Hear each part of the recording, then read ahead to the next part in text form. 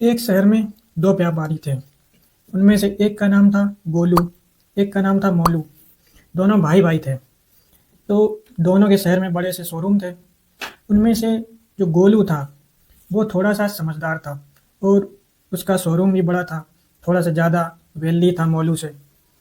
तो मोलू और गोलू दोनों थे तो भाई भाई, लेकिन मोलू को थोड़ी सी जेलसी थी। वो होता है ना, जब दोनों सेम बिजनेस में होते हैं। दोनों का गारमेंट का बिजनेस था, सूट्स सेल करते थे, बड़े बड़े शोरूम थे दोनों के। तो मोलू को थोड़ी सी जेलसी, तो राइवल थे क्योंकि एक दूसरे के, तो दोनों में थोड़ी सी बनती नहीं थी, जेलसी थी। तो एक दिन सब कुछ व्यापार व्यापार सब ठीक चल रहा था, जब तक कि उनकी लाइफ में एंट्री नहीं हुई एक थर्ड पर्सन की। तो वो थर्ड पर्सन था, एग्जाम्पल के लिए मान लेते हैं लड्डू स्वामी। अब उनके बीच में जब तक इस थर्ड पर्सन की एंट्री नहीं हुई तब तक सब ठीक ठाक चल रहा था। तो एक बार क्या हुआ, गोलू का शोरूम था, सामने मोलू का शोरूम था। तो गोलू के शोरूम में पहुंचे एक बार लड्डू स्वामी। तो वो इंटर हुए, अंदर जाके दोनों में कुछ बातचीत हुई। तो गोलू ने लड्डू स्वामी से कहा कि अभी आप जाइए, हम आपको जब टाइम होगा तब बुलाएंगे, हम कॉल करेंगे तब आप आना।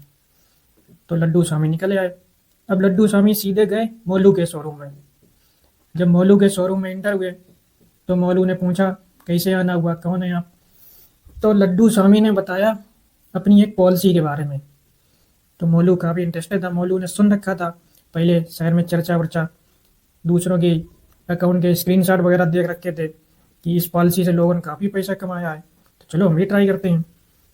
तो लड्डू स्वामी ने कहा अब पहले हमारी पॉलिसी सुन लो, इसमें कुछ कंडीशंस हैं, उसके बाद आप बताना इसका आप।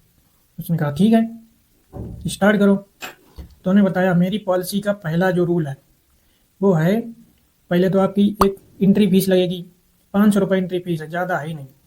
तो बोले उनका ठीक है, 500 रुपये कोई बड़ी बात नहीं। उसके बाद उसने बताया कि हमारी कंडीशन है, आपका इतना बड़ा शोरूम है तो इसमें जो 10 कस्टमर आएंगे, 10 कस्टमर अगर 10 के 10 आपसे कुछ परचेज करते हैं, मान लो आपका सूट्स का काम है, तो आपसे 10 जो कस्टमर आएंगे वो 10 के 10 सूट्स लेने चाहिए, वो भी 1 घंटे के अंदर। तो मॉल ने कहा ठीक है, हमारा इतना बड़ा शोरूम है, दिन में सैकड़ों लोग आते हैं, 10 सूट्स तो 10 सूट्स ही तो बेचने हैं, सेल कर देंगे। तो उसने कहा 10 सूट्स तो लेने हैं, अगर वो 10 कस्टमर में से 9 ने भी लिया, एक ने भी नहीं लिया, तो आपकी ये डील कैंसिल हो जाएगी, यानी कि आपको कुछ नहीं मिलेगा। ये जो आपकी 500 रुपये एंट्री फीस थी ये भी गई। तो आपको 10 कस्टमर को 10 सूट सेल करने हैं, अगर उनमें से एक ने भी नहीं लिया तो आपको कुछ नहीं मिलेगा।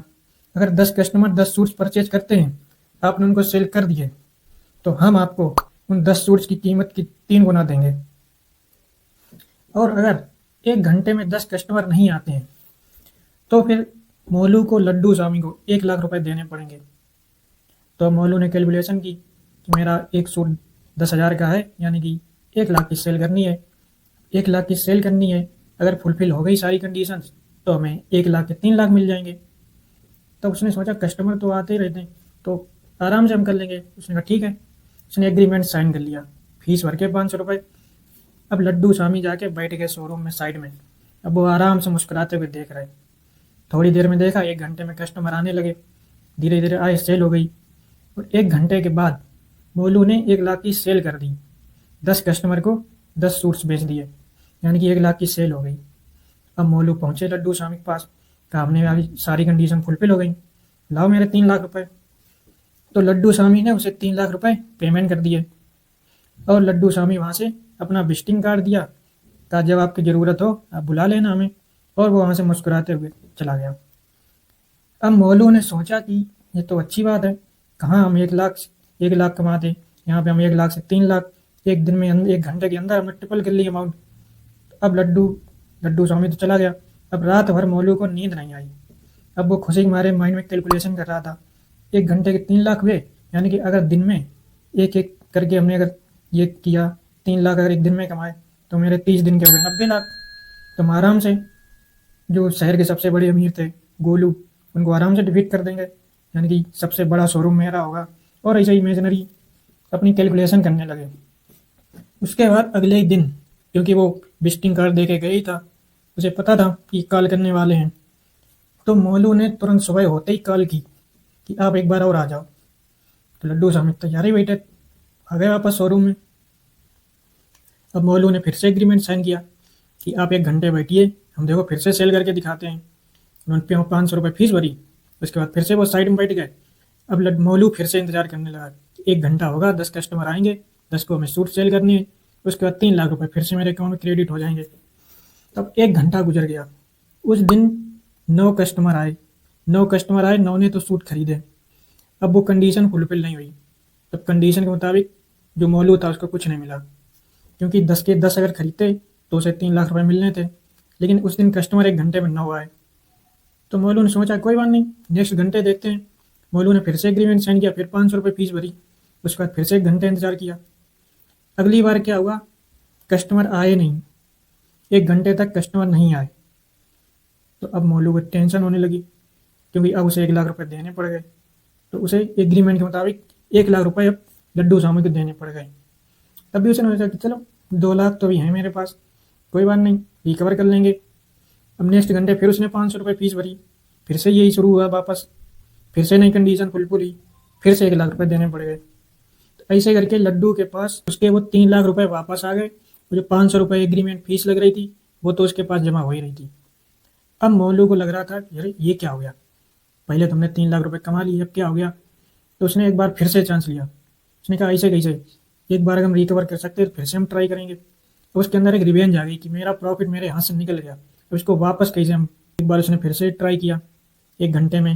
अब बार बार यही हो रहा था, कस्टमर 10 पूरे नहीं हो रहे थे, कभी उसको कुछ नहीं मिल रहा था, कभी 1 लाख रुपए देने पड़ जा रहे थे। इस तरह से थोड़ी देर में मैनेजर आया मोलू का। उसने कहा सर, हमारा अकाउंट खाली हो चुका है, अभी के लिए कैश कुछ बचा नहीं है, आपने अब तक 5 लाख रुपए लॉस कर दिया है। तो मोलू शौक रह गया, क्योंकि उसके 5 लाख रुपए जा चुके थे लड्डू स्वामी के पास। तो इस तरह से टोटल उस दिन अपना 5 लाख का लॉस किया। 3 लाख तो जो प्रॉफिट आया था वो भी गया, 5 लाख अपनी जेब से गए। तो ये स्टोरी मोलू की नहीं थी।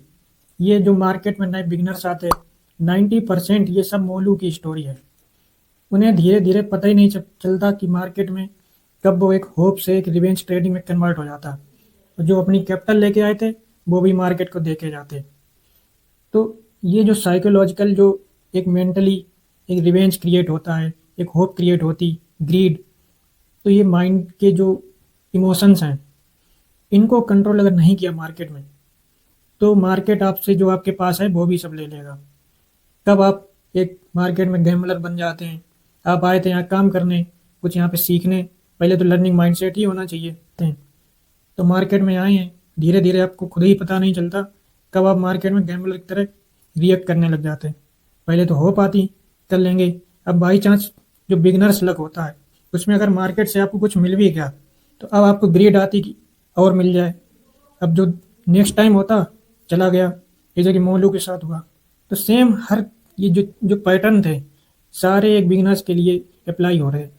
तो ये एक छोटी सी स्टोरी इंट्राडे करने वालों के लिए, जो इंट्राडे देख के अट्रैक्ट होते हैं कि यहाँ पे हम आगे अपनी कैपिटल को इंक्रीज कर लेंगे, डबल कर लेंगे, ट्रिपल कर लेंगे। तो ये स्टोरी उन्हीं के ऊपर एप्लीकेबल होती है।